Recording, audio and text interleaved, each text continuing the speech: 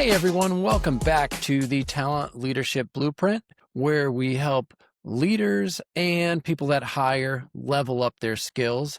My name is Chris Brady. I am your host, and I'm super excited about this next episode that you're about to watch. It's with Jan Tegze, who is a leading voice on LinkedIn. He is going to help you and show you tricks and hacks on ways to update your LinkedIn profile, what you should or should not do, and help you secure your next job. So take a listen.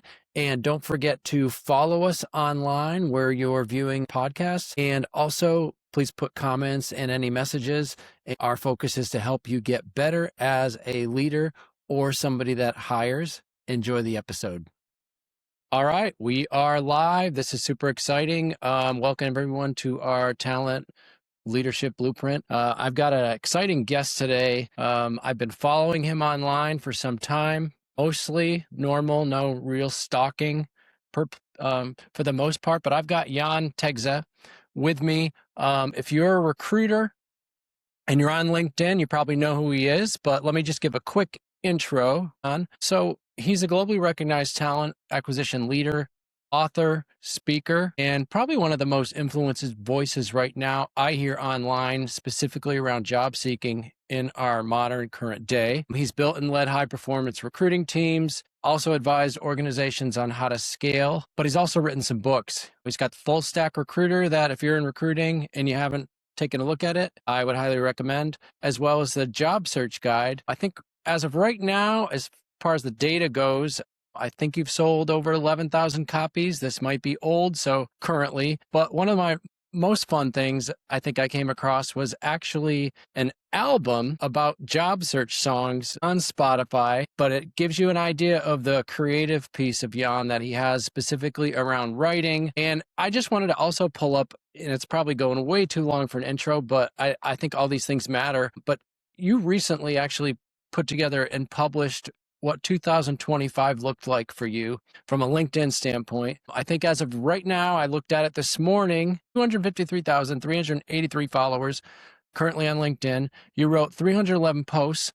And this is the thing that I was kind of going, how does this guy do this? But you also replied to 7,849 messages in 2025. So, what I really appreciate is the fact that you're practical with your advice. You're honest, but you're grounded in real experience that we just don't see as much now. Welcome to the show. Tell me a little about, for anyone listening to you that might not have heard of you, what do you tell people? What do you do? Or if you're on a elevator with somebody? Chris, first of all, thank you for having me. And what I'm telling people, sometimes I'm joking and like, oh, Google me or go LinkedIn and you will see some of my spam there. But what I'm always saying is like, hey, I'm working for a great company with great team and I'm basically working in TA. I'm using TA, not recruitment, because if I mention TA, that sounds cryptic. If I mention recruitment, I was like, oh, yeah, recruiters. So I'm sticking with the TA. That's my elevator intro. That's great, because I had one time a person introduce me as a leader in TNA, and in the US, it's not a great connotation. So anyways, so what originally drew you into recruiting? Well, every single time when I'm describing that story, it's kind of like funny because I thought working with people would be exciting and it'll be the easiest job ever. And it's still exciting, but it's definitely not the easiest job ever. But I was studying on the university and there was one lady, she kind of like I believe she just established her recruitment agency. And at that time I have like zero clue about the recruitment. I have zero clue how the process can work. What I later find out that the things that I was using, finding MP3 songs and information, basically I was doing Boolean before even I know that was a Boolean. And I was using it, of course, at work as well. So it was just an accident, but over many, many years, I can see it was a happy accident and I'm still in the recruitment and still trying to find the best people for the company that I work for.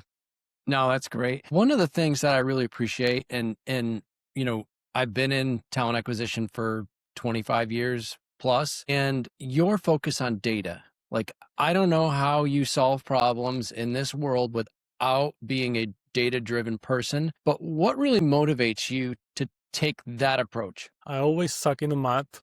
in the way that I always love the TV shows and movies when they trying to crack those algorithms and stuff. And my brain is not working like that, but I like solve puzzles. And for me, any problem is a puzzle, right? So if you do not have a candidate in the pipeline, that's a puzzle to solve. So why not? The answer is there. And it's super simple. But of course, sometimes you will approach 100 people and then you will find out that you will not be able to hire anyone because you don't have the right response rate. So then you can also use the data to identify where in that funnel you might have a problem. And sometimes it's not just the data, and you will need to kind of like a little bit more creativity to change the process and not just stick with, hey, I need to approach 100 people, get that many to the interview. But sometimes you need to do something else. But the changing your approach will also give you the data that will help you and support you in the future, because you know that if you do this, that could be the outcome. So I kind of Right. like data, because unless, people often lie, not everyone, of course, but data never lies. One of the things that I was super excited about having you and having a conversation with you was more based on the direction that I see online, specifically around LinkedIn and the market with the amount of layoffs. If you look at, some of the data right now, I feel like people are doing some of the wrong things or the opposite things. What would you say is the biggest misunderstanding right now for people that are looking, say they just lost their job and they're maybe doing something wrong? Because I know there's a lot of opinions online and a lot of influencers, but what would you say would be the first, just make it simple, what are the first three things that someone should do if they just got their notice today? That's it's first of all, it's always challenging, right? Because the moment when you lost the job, your first reaction is to solve the problem, because we treat that as a problem. I don't have a job, I need the job, I want the job. So you are basically trying to get the new job as quickly as possible. And of course, many people don't have the financial cushion, so they will need to find the job as quickly as possible. And finding the job on current market will take a time. Sadly, that's the problem. But if we are talking about three things, the first of all, I would kind of like breathe for a moment. That would be the one Yeah. thing. Give myself a day, because it's a stressful situation. Give myself a day. Be angry, sad, Yeah. feel that it's unfair, all the emotion, and I will put it out there. Not put it out there in the way that I will go on LinkedIn and share that about, but just give yourself 24 hours, 48. Okay. And the next thing, what I would do is like, okay, so what is the next step? So what I need to do to get the job. So first of all, you need to do things. So it's a LinkedIn profile and the resume. So I would be asking myself like, okay, so is the right tool or is the tool is going to work for me? And I'm talking about specifically about LinkedIn. If my LinkedIn is just full of job titles and there is like literally nothing else, there is not even a profile picture that, LinkedIn is considering as a part of the all-star profile, then you will be reaching out lots of people and networking with them, but every single person who will check your profile will see like nothing. Okay, so you work as an accountant, great. What kind of accountant? What you are doing, etc. And so I would be focusing on improving the LinkedIn profile, then turning on the green frame or the option for the recruiters. It depends on your preference. And Yeah. I would be also kind of like considering to improve your resume as well, because you will still be sending the resume, even that you have good LinkedIn profile. On that. And I will be following one more thing, and I will be the third thing that, so I don't forget, would be I would go through my LinkedIn messages and find out all the people who send me an offer before, or some kind of like the recruiters, they reach out to me and they were looking for people like me. So I would be checking from what companies they are, if those companies are hiring, and I will be reaching out back to them and start networking. That would be the three things that I would be doing. And of course, every person is different, so they have a different approach or a different situation, but those will be my three things that I will be doing after 48. Okay. I love the take a breath. because I think that's the one thing, that sometimes you have to slow down before you can move fast. There's a saying in the Navy SEALs that they talk about slow is smooth, smooth is fast. And it's the same thing when you're trying to build a team. It's the same thing, so I feel like, using that data piece of it and understanding, take a breath, but then also go, okay, how do I find a job? And maybe doing some research, because people panic and they get into that mode. And I feel like when they're interviewing, it goes right through. It's, you can't separate yourself from that. So you're still going through something, whether that's trauma from the situation. And if you're not taking a breath and then just think on the outside and go, what are employers looking for in an interview? And if you're seems stressful, they're looking for calm people, depending on the role, obviously. But anyways, yeah, no, those are great things. So take a breath, LinkedIn profile in your resume. And, and you mentioned, and we can go into a little more depth in this, but there's so many back end things in the admin on LinkedIn that you can switch on, you can switch off. And I feel like half people don't understand where they are. I mean, it's not easy with some of them to find. Like, for instance, if you want recruiters to know that you're actively looking, it's not under your admin, it's actually under your profile, and you got to click on your profile picture. So certain things like that I think those of us that are in recruiting understand, but those are great things. What's the number one piece of advice that job seekers should stop listening to? Is it the open to network? What is it? Man, Or open to hiring? the What is it? well, Trying to open think of that. to work is Open to work. you Yeah. know, open to work claim that I'm hearing recently way more often than I want to see and hear is one of the stupidest take ever, because like, you want to tell the world, hey, I'm here, I'm looking, right? As a recruiter, those are first people I'm reaching out. And just today, when I was scrolling, I was going to work, I was going through LinkedIn on the phone, on the street, and there was a guy open to work profile, and he was like, look, I'm looking for this type of role. I was like, oh, that's the person that we are looking for. So I just sent that person to the recruiter and asked them like, hey, reach out to them. And they reach out to them. Like, within an hour, that person received a message from the recruiter like, hey, we want to speak with you. And imagine that the person was posting something else and not sharing, hey, I'm looking for a job. I would know. I would not be able to find out that they are looking for a job, because I would need to go to the LinkedIn recruiter account, then check their profile. So the people who are posting the things like, oh, don't use it, you feel desperate, are the most, and I'm sorry for the cursing, they are most stupidest and vicious people I seen online, because they don't care about the people. They care about the likes and the attention, and they are basically attention seekers.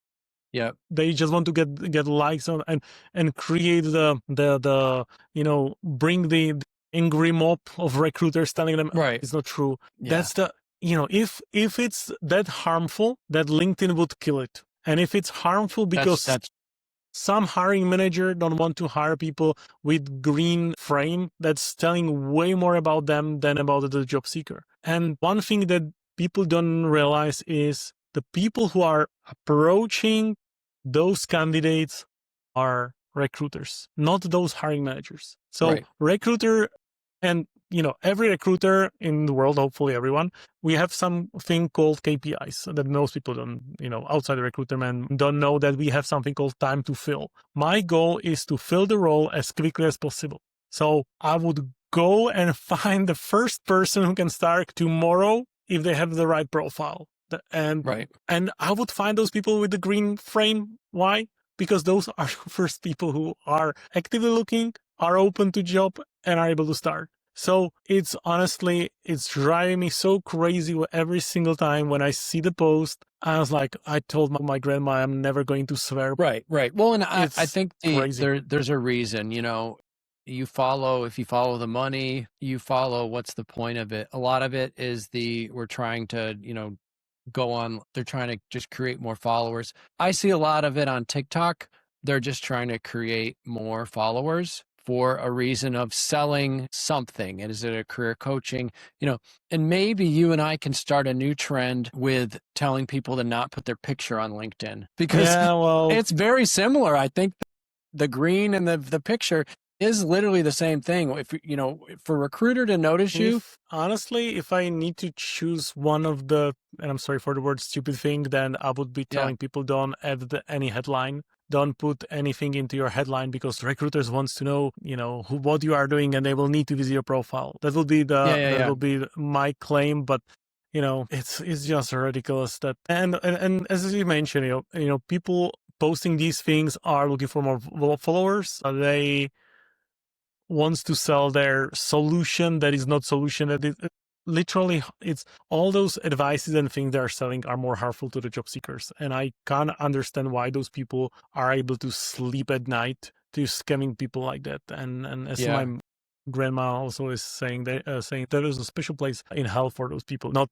she was not referring those people because she was not doesn't know those, but it's just, I would love, honestly, I don't know, it's not possible, but I would love to have an option at on LinkedIn when you can report people not for spamming, but their information and the data or information they are providing are not valuable, and more people will be clicking or reporting people for those, then will be decreasing their reach, and at some point, they will get 2-3 followers showing up to their well, that's the problem, is they're getting more traction with it, and it's more views, and so they're getting what they want, and that's part of another issue with feed. On the talking about job search, once you get to that point where you put on the green banner or whatever you do, recruiters are reaching out to you. How do people stand out when they're interviewing? What's something that you would recommend that they do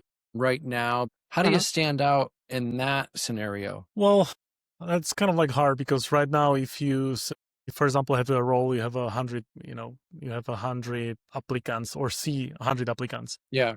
Then they might not be 100 applicants, they might be like 10. Right. But you don't see the funnel, so you don't know who are the other candidates, because from those 9, all of them could be looking for remote, and you are the only one looking for hybrids. You can stand out pretty easily, but there is, honestly, there is no like silver bullet or hack that will tell you do this and it will stand out. I don't know if there was some kind of like report that I read from Gem or from some other company, and they were basically saying that you have 0.5% chance to be hired. I saw that. It was around that number, right? Maybe even smaller. So there's lots of people on the market looking for a job, but not everyone is a fit for the role that you're applying. Not everyone has the skill set that you need. So the goal is to get in front of the recruiter or in front of the hiring manager and basically sell yourself. And how to do that, it's not easy. So because it's a combination of several things. You need to be active on LinkedIn, you need to be networking. You basically need to do all those things that people are telling you. Call people, meet with them, interact with others. Use every opportunity that you've got, like a networking opportunity. So if you attend the interview, great. You speak with a recruiter, send a connection request. You speak with a hiring manager, send a connection request on LinkedIn. Of those people will not accept, that's fair. Of them might, but you might be looking for a job for several months, not weeks. But in the way, you'll still be able to find ways how to get yourself in front of the right people. Right. Well, and I think the follow-up piece is what when I'm always coaching or trying to help somebody, whether it's a relative, just follow through, be specific about what you're looking for, but send a follow-up note. Thank you for your time. Just super basic things of all these other things.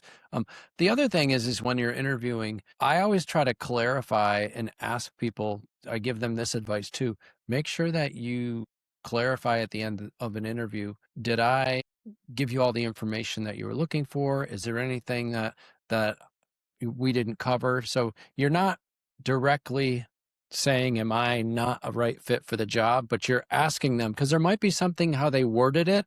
Maybe they ask a question that you didn't understand, and then they came back to that and said, well, actually, you mentioned that your online conversion rates, I wanted to get more data, and they Mhm. clarify that, and you say, that's what you're looking for. Because sometimes there's a loss of translation, right? In that. And I That is feel like that. trying to clarify that. How would you recommend, if you were interviewing, how would you recommend job seekers prepare? I mean, there's ChatGPT, there's so much information out there, but what should they do before they get to that interview? So it depends on what stage, right? Because if it's just with a recruiter, you don't need the preparation. You just need some information. Yeah. So Let's say it's hiring manager interview. So if it's a hiring manager, first of all, you check their LinkedIn profile. You'll learn a little bit more Yep. about them, because maybe you find out that you were working in the same company as them 5 years ago. Maybe Right. you find out that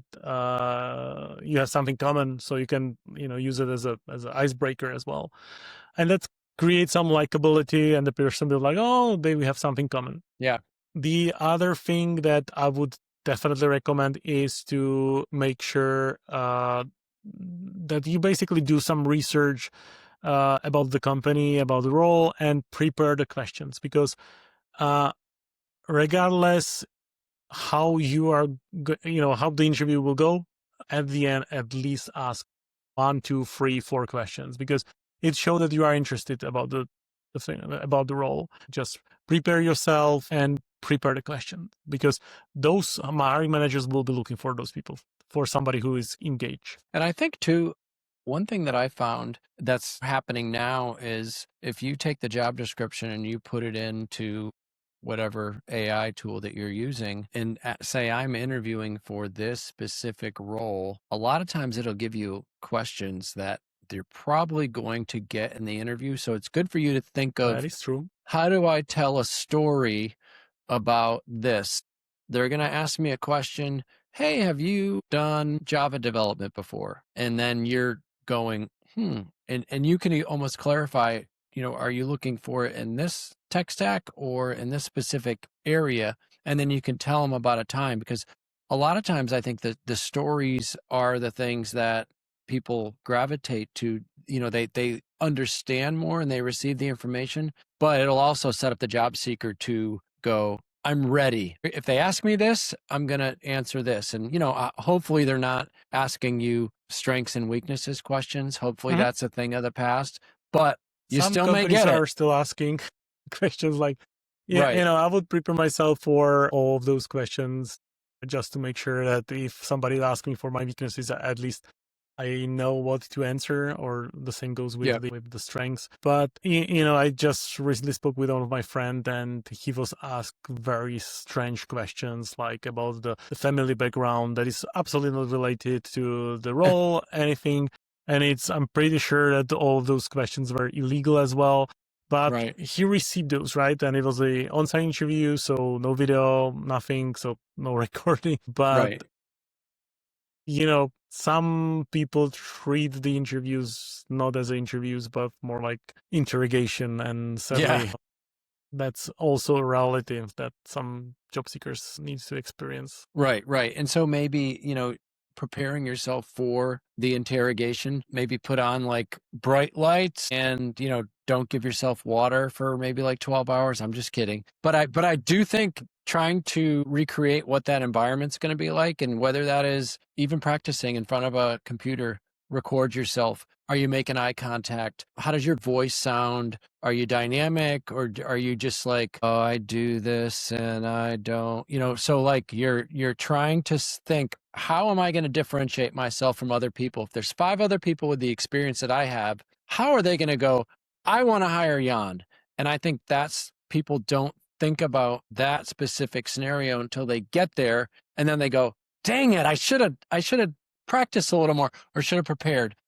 So there is one thing that you mentioned, that at the end, that the people should be kind of like, asking for clarification questions. And one thing that you can also differentiate yourself is pretty simple. It's like telling at the end, tell them like, thank you for the opportunity. Even if it's not going to work out, I just want to thank you for the opportunity to learn more about the company, about the opportunity or the role. Then you might be the only person from all the people that attend the interview that did that. So it might be the differentiator for you. It might not be, but who knows, right? So I definitely would recommend to also consider these type of things. in place. Okay. No, that's great advice. And sometimes if you're thinking in the moment, it's too late, right? So maybe that if they have a structure when they go into that Mhm. scenario in the interview, they say, okay, number one, I'm going to take a breath. How am I going to differentiate myself? They go, okay, I'm going to tell stories. I have a good idea of what questions they're going to ask me because I did a little research on the role. You can also ask the recruiter too. That's another piece of advice. I feel like lean on the recruiters that you're interviewing with. Hopefully they know. It depends on the environment. They might not, but it just depends. Okay. So let's have some fun. We're wrapping up here, but I kind of wanted to do some rapid fire questions for you. We're going Okay, to call let's this shoot. the Jan Wisdom Round. And what's one job search hack that actually works? That it's not rapid. Honestly, that's a is a definitely good and a great question. Networking is honestly the hack that will is work because people hire people, right? So that's the hack that I do believe is working. But So tell everyone you're looking. Obviously, we yeah, mentioned that on LinkedIn, but then also don't be afraid to let people know, hey, I was just part of a layoff or whatever the situation was. What is one thing candidates should do every day during their search? the everyday during the search. So it's related to the networking, right? So every single time when somebody's telling me like, hey, I don't have any results or anything, so I'm asking like, how many LinkedIn connection requests are you sending every day to the targeted people? Yep. 5. Why not 50? Why you are not sending as many as possible? So LinkedIn is basically going to stop you and tell you Right. like, hey, you're sending more. Yeah, I would be sending every single day LinkedIn connection requests and messages to the people that are in my network. That would be one thing that I would recommend. And then I would be doing like every single day, just go there. And there is one more thing that is super important. People are targeting wrong people. People are targeting recruiters only. But those people will not be your future managers. But I would be targeting or trying to network with people that might be a potential managers and people who might know about the opportunities we've got. Do you send it when you send that invite? Because I know in LinkedIn you can actually type the message to them in the message saying that, or do you wait for them to connect with you first and then you send the message? Because I notice like in my Yeah. inbox, when somebody sends me an invite, I a lot of times I know what's coming, right? Like I know Yeah. I'm bracing myself. But you and I are different being in the leadership role in TA where we're getting hit by vendors. But most of the time, I'm wondering if you should wait or do you just send it direct? Honestly, I would be sending the message not in the first message or in the connection because I would not be saying, "Hey, I'm looking for a job." I would be saying like, "Hey, I'm interested about your company," or I would say like, "Hey, I." I will be checking their activities. Like, I saw the article that you shared. It's great. Or something, right? Because the Yep. moment when you start asking for something, people are like, hold on. And Okay. then the first message will be, hey, I'm also exploring new opportunities. So I was just wondering, you refer me to someone, tell me maybe you're looking for someone like me, but you will need to have a really good LinkedIn profile so they already know what you are doing. Because even if they don't accept your LinkedIn request or connection request, they will just go and check your profile, and maybe they will be like, "Oh, you are the fit." Yeah. And Right. That's a good that's point. one thing that people usually don't do. Okay. No, that's great. All right. What would you say biggest hiring trend that you think is going to happen in the next 12 months? What will the hiring trend? That's a very good question. I do not know. I can just guess. I do believe companies will be moving more into on-site interviews, and they will find a way how to evaluate the skills of the people through various tasks and things instead of just a regular interview, because AI, that will be Yeah. one thing. Because right now a lot of companies are getting resume tailored to the roles that at the end has zero effect, because just you stuff the keywords into your resume, great, perfect, so now you have a resume filled and matching the job description, but are you able to do the job? So I do believe that next year the companies will will be trying to figure out how to find the way that the person is able to do the job without you know pretending that they have that skill set thanks to AI. Right. So they might be doing more, whether it's an assessment or, I like a lot of companies do role Skill-based plays interviews. or, right, skill-based interviews, and then Yeah. also maybe some behavioral questions or specifics Yes. around, tell me about a time that you actually did this skill set. And even recruiters know that if I'm looking for somebody that's a specific technology engineer, when you ask them the question, how many years do they have? They can say a million, but tell me how you use that skill on your last project. And then if you're digging in and then they're like, well, I was part of a team of 10 people. And then you're like, okay, did you actually do that? Or was somebody else on the team doing that? Like those type of things where you could start digging in, but that's one of those got to pay attention and really hone in on that. And this is also a funny story that AI is not able to answer that question because lots of people are using the tools that are pretending that you have that knowledge. Yeah. So if you ask them like, do you know what is the AWS database, and how to connect it? You will get the answer. You will get the manual step by step. But asking them like, can you give me the feedback where exactly in what project you use this database and what was the project all about and how you approach that, you will get answer or that will be way differently structured and it will sound like AI. So you can also identify quickly the people who are cheating during the interviews. So I do believe at some point we will see more skill-based interviews or on-site interviews where people will be asked the behavioral question way more than just like, tell me if you have experience with X or Z. Right. And hopefully the technology on the recruiting side as well gets better too, where companies are able to filter more and really be more transparent in that process where you are stopping people in the process that aren't a fit and being honest with them. So you're focused on the ones that fit. Because I was talking to somebody the other day that posted a job for an HR business partner. He said he had 4,000 applicants. Wow. Okay. Well, and the question is, from those 4,000 people, how many of them are eligible to work in the country? How many were looking for a job in that, let's say, if it's a hybrid, so how many were? Well, only 100 had an actual HR background, and so obviously they had the skill sets in there. But that's something where that's a lot of time spent going through, and depending on if you don't have the technology to filter. So that's something. All right, so just to do a quick wrap up. So I think big things for people. One of my questions was, what makes someone a let's hire this person type of candidate? But I think you answered a lot of those things in the beginning. So let's kind of just leave people with that. So if you're currently seeking a job right now, let's go back through those things to just make sure we're very clear. So you mentioned number one, LinkedIn profile and resume. That is correct. If they lost their job, they need to take a breath for a second. That would be my recommendation to start with because the emotions are there and there's lots of layoffs. And if I start approaching people I know, I would start approaching them with a little bit better mood of feeling frustrated and like, hey, John, I just need to get the job. I just was fired. I know that there is lots of emotion. Maybe at the same situation, I will be reacting the same way, but I would recommend people just give yourself a day or two.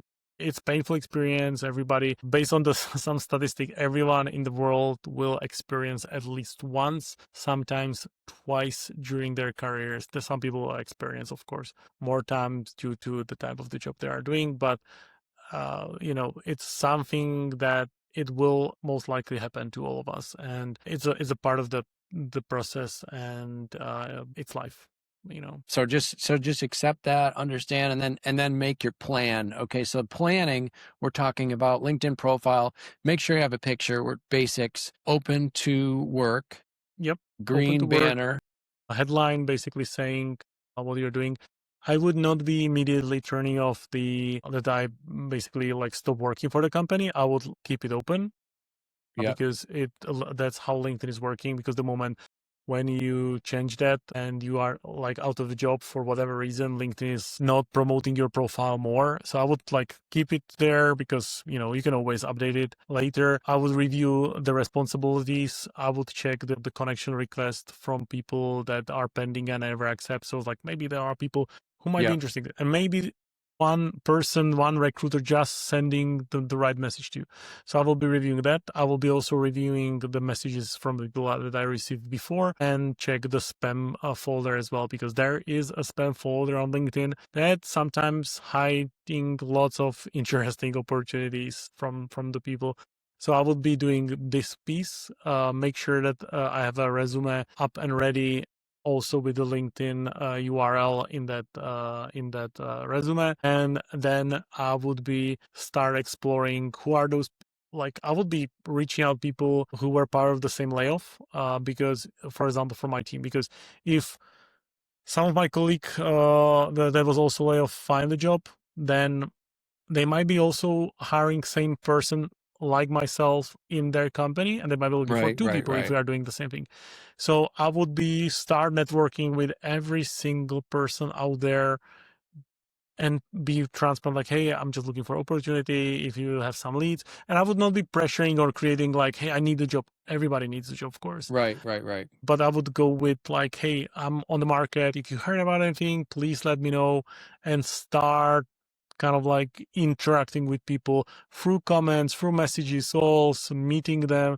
You know, it's a brutal market out there, and honestly, every job seeker who is just, you know, they lost their job and they're trying to find job, they are heroes, because it's brutal out there. So many people are out of the job. Hopefully not for long, but I would definitely be networking with every single person out there, even those who are in the same situation, because they will find a job someday as you. So they might be your next referral, or you might refer them to your new company as well. Okay. No, that's great advice. I think the other thing too we covered was making sure that you're switching on all of the job seeker backend on LinkedIn so that people can see you. You're open. You're not blocking in. If people try to send you an invite, they can actually connect directly with you, because I noticed that a lot, where you're only allowed to follow people sometimes. I'm like, you're looking for a job, you need to be open to everything, right? So okay. And then all right, so I really appreciate your time, Jan. Where do they find you? I know LinkedIn. you've got books, obviously LinkedIn, everyone knows that, but I think you've got a newsletter too, with 137,000 subscribers. So what's the name of that? I've got several newsletters. Okay. On LinkedIn, I've got a newsletter called Talent Spotlight. It's basically like every single time when I've got some idea that I want to share, that I'm using that one, I am sharing the tips for job seekers, recruiters, and just like LinkedIn audience. And I also have two special newsletters. One is called Job Search Guide, that is newsletter just for job seekers, and I also have a full stack recruiter newsletter that there is only content for recruiters. However, there might be some job seekers also checking what I'm writing, so they know what recruiters are using or not using. Right. So they can educate themselves. All of those are accessible, you know, for free. There is some paid version as well with some extra content that I'm creating for those subscribers. But the majority of the content that I'm sharing is through these free channels, and of course through the LinkedIn post as well. All right. Well, thank you for your time today. I felt it was very informative, and I look forward to our next conversation, and I wish you and your family a great holiday, and everyone listening. Thank Thanks, you, Chris, Jan. and thank you for the invitation.